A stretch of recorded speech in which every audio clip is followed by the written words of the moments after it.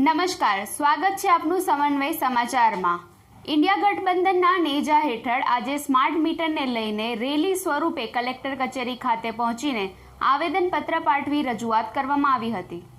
હાલમાં MGVCL દ્વારા વડોદરામાં પ્રીપેડ સ્માર્ટ ડિજિટલ લાઇટ કનેક્શનના મીટરો દરેક વીજ ગ્રાહકોને ત્યાં ફરજિયાત રીતે લગાડવામાં આવી રહ્યા છે, જેને લઈને રહીશો દ્વારા અનેક ફરિયાદો ઉઠી છે।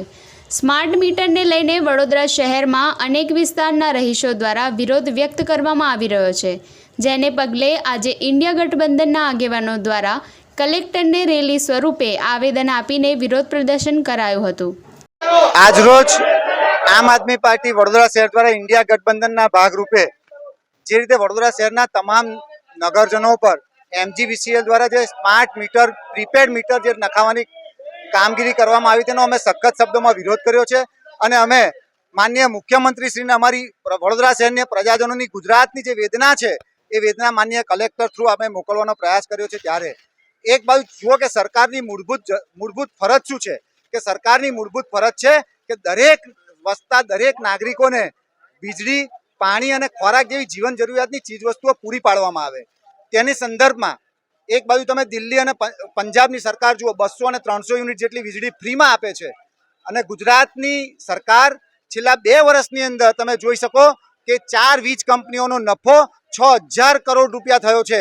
એનો મતલબ કે સરકાર એ કમાવા માટેનું સાધન નથી, તેમ છતાં જ્યારે સરકારે આવું કૃત્ય કરી અને ઉપરથી પડ્યા પર પાટું માર્યું હોય, એક બાજુ તો હજુ હમણાં જ ડિજિટલ મીટરો મૂક્યા ને હજુ હમણાં જ મૂક્યા છે ને હજુ વેલિડિટી 15 વર્ષની છે, એ હજુ પૂરી નથી થઈ અને તાત્કાલિક MGVCL દ્વારા જે સ્માર્ટ પ્રીપેડ બિલ મીટર તૈયાર કરવામાં આવે છે એનો અમે સખત શબ્દોમાં વિરોધ કરીએ છીએ અને ગુજરાતની જનતાને કહીએ છીએ કે આવો જાગો અને આ જ્યાં જ્યાં મીટર લાગે ત્યાં બધી જ જગ્યા પર સમૂહમાં એનો વિરોધ કરો, એ જ અમારી વિનંતી છે।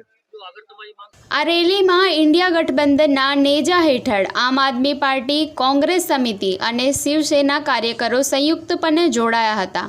આ રેલીમાં કોંગ્રેસના વડોદરા લોકસભા બેઠકના ઉમેદવાર જશપાલસિંહ પઢિયાર, વડોદરા શહેર કોંગ્રેસ સમિતિના અધ્યક્ષ ઋત્વિજ જોશી, ચંદ્રકાંત શ્રીવાસ્તવ, વિપક્ષ નેતા અમીબેન રાવત સહિત કાઉન્સિલરો અને કાર્યકરો જોડાયા હતા।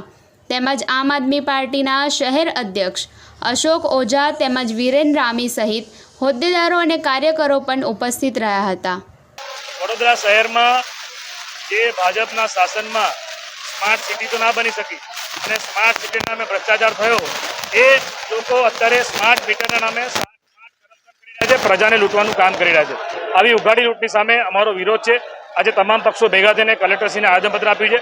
અમે એમને સમય આપ્યો છે કે ભાઈ તમે રાજ્ય સરકારમાં રજૂઆત કરીને 4 થી 5 દિવસની અંદર આવી કામગીરી તાત્કાલિક બંધ કરાવવી જોઈએ અને આજે સ્માર્ટ મીટરના નામે લોકોને લૂંટવાનું કામ, કારણ કે સરકાર દ્વારા કોઈ પણ પરિપત્ર તેમાં પ્રજામાં તમારે પહેલા જાગૃતતા લાવવાની જરૂર હોય। પહેલા સમજાવો ને ફાયદા શું છે, એ તો કોઈ સમજાવતા નથી અને ડાયરેક્ટ તમે પોલીસને લઈ જઈને સીધું ઠોકી બેસવાની વાત છે, તો આ લોકશાહી નથી, આ હિટલરશાહી છે। એના વિરોધમાં આવેદનપત્ર આપ્યું છે। આગામી દિવસોમાં જો આ અમારી માંગણી સંતોષાય નહીં તો ગાંધીજીના માર્ગે આંદોલન કરવાની ફરજ પડશે। મોંઘવારીને બેરોજગારીથી પીસાતી હોય ત્યારે પ્રજાને રાહત આપવાની જગ્યાએ આ રાજ્યની ભાજપ સરકાર પ્રજાને લૂંટવાનું કામ કરી રહી છે। એના વિરોધમાં અમે આવેદનપત્ર આપ્યું છે કે આવા GEBના જે સ્માર્ટ મીટર, વીજળીના નામે સ્માર્ટ મીટર લાયા, કાલે પાણીના નામે મીટરો લાવશે અને પછી એવું કહેશે કે શ્વાસ લેવાના પણ મીટરો થશે। એટલે આટલી દાદાગીરી તો ના હોય। સરકારે ચૂંટણી પછી આજે નિર્ણય લીધો છે, એનો મતલબ કે પહેલા એ ગભરાતા હતા, લોકો વોટ નહીં આપે માટે ચૂંટણી પછી આજે આવા નિર્ણયો લીધા છે, પરંતુ પ્રજામાં જે સ્વયંભૂ રોષ અને વિરોધ છે એ બાબતે કોંગ્રેસ પાર્ટી અને ઇન્ડિયા ગઠબંધનના તમામ પક્ષોને ચિંતા છે અને એ બાબતે અમે રજૂઆત કરી છે।